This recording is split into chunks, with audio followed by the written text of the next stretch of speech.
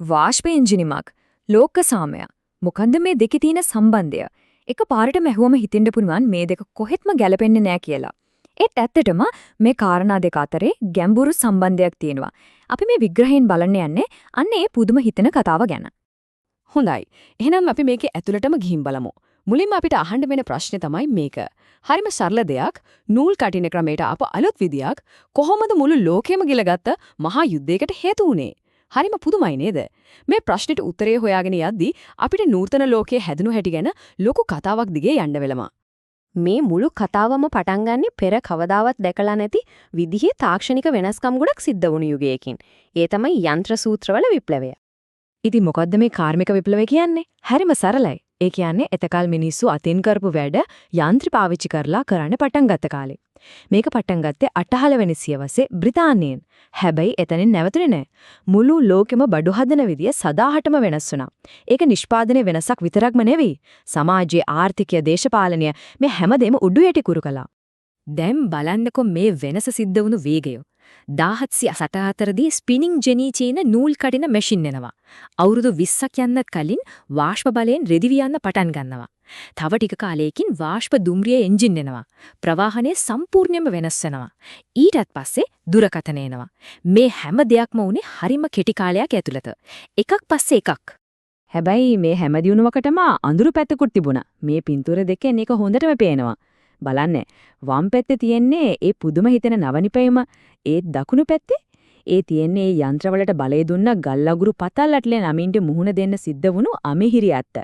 ඉතින් මේ විප්ලවයේ ගොඩනැගින්නේ දහඩිය කඳුළු මත විතරක් නෙවෙයි, අහිංසක ළමා ශ්‍රමය මත කියන එකත් අපිට අමතක කරන්න බෑ. හොඳයි. එහෙනම් අපි යමු ඊළඟ කොටසට.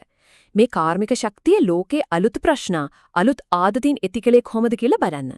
මොකද මේ යන්ත්‍රවල බලපෑම යුරෝපයට විතරක් සීමා වුණේ නෑ. මේක හරියට ඩොමිනෝ කැටපෙලක් පෙරලෙනෝ වගේ සිදුවීම් දාමයක්. මුලින්ම අලුත් කර්මාන්ත ශාලාවලට කපෝ, ගල් අගුරු වගේ අමුද්‍රව්‍ය ගොඩක් ඕන වුණා. ඊළඟට මොකද උනේ?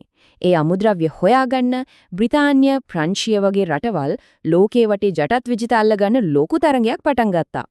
මේ යටත් විජිත තරගය නිසා රටවල් අතර ජාතිවාදීය ආයුධ තරගයක් ඇති වුණා. අන්තිමේදී මුළු යුරෝපෙම උනේ පොඩි ගිනි පුපුරකින් පත්තු වෙන්න බලාගෙන ඉන්න වෙඩි බෙහෙත් ගබඩාවක් වගේ. අන්තිමේදී ඒ ගිනි පුපුර ඇවිලුණා. අවුරුදු ගාණක් තිස්සේ ඒ තුලින් පැස්ස වෙමින් තිබුණු මේ ආතතියේ අවසාන ප්‍රතිඵලය තමයි පළමුවන ලෝක මහා සංග්‍රාමය. 1914 දී ඕස්ට්‍රියාවේ ඔටුන් හිමි කුමාරයා ඝාතනය කිරීමත් එක්කම අර වෙඩි බෙහෙත් ගබඩාව පුපුරලා ගියා. ඒක තමයි යුද්ධය පටන් ගන්න ආසන්නම හේතුව වුනේ. එතෙක්කල් තිබුණු නුසන්සුන්කම විවෘත යුද්ධයක් බවට පත්ුනේ අන්නේ සිදුවීමත් එක්ක. ඉතින් මේ යුද්ධයේ ප්‍රධාන පාර්ශව දෙකක් හිටියා. එක පැත්තක හිටියා මහා බ්‍රිතාන්‍යය, ප්‍රංශය, රුසියාව වගේ රටවල්. පස්සේ කාලෙක ඇමරිකාවත් එකට වුණා. එයාට කිව්වේ මිත්‍රපාක්ෂික බලවතුන් කියලා. අනිත් පැත්තේ හිටියා ජර්මනිය, ඕස්ට්‍රියා හංගේරියාව, ඔටෝමාන් අධිරාජ්‍ය වගේ රටවල්.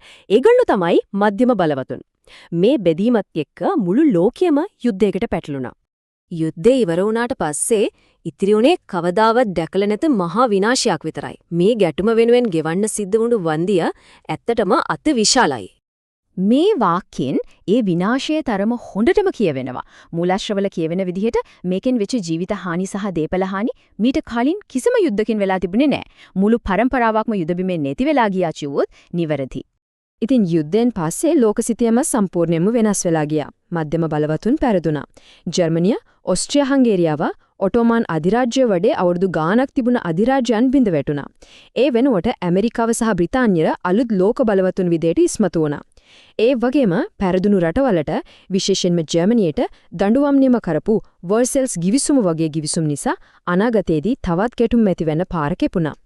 මේ තරම් ලොකු විනාශයකින් පස්සේ ලෝක නායකයෝ එකතු වෙලා හිතුවා ආයෙත් මේ වගේ දෙයක් වෙන්න දෙන්න බෑ කියලා.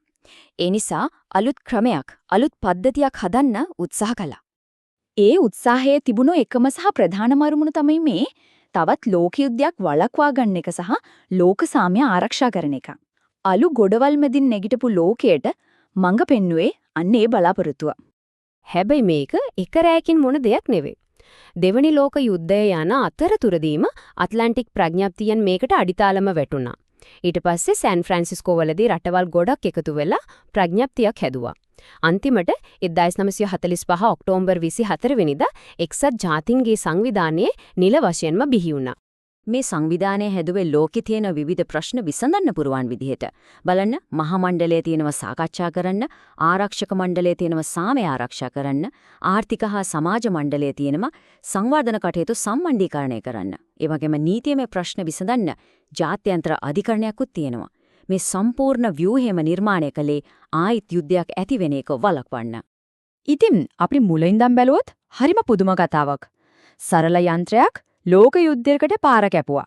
ඒ යුද්ධයෙන් වුණු මහා විනාශය ලෝක සාමය වෙනුවෙන් සංවිධානයක් හදන්නේ මිනිස්සුන්ව පෙළඹෙව්වා. ඒ කියන්නේ මනුෂ්‍ය වර්ගයා තමන්ගේ නිර්මාණශීලීත්වය විනාශය වෙනුවෙනුත් ඊට පස්සේ විනාශයෙන් ගොඩෙන්නත් පාවිච්චි කළා.